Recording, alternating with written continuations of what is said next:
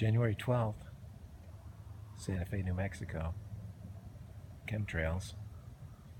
Woke up to a whole group of them this morning.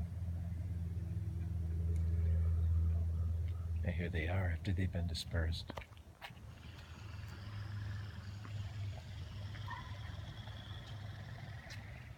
This is all aerosol sprays.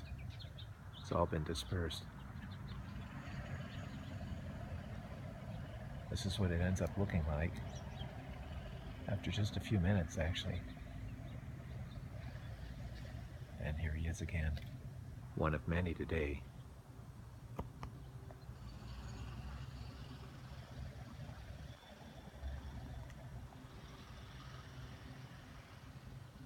C-17, geoengineering.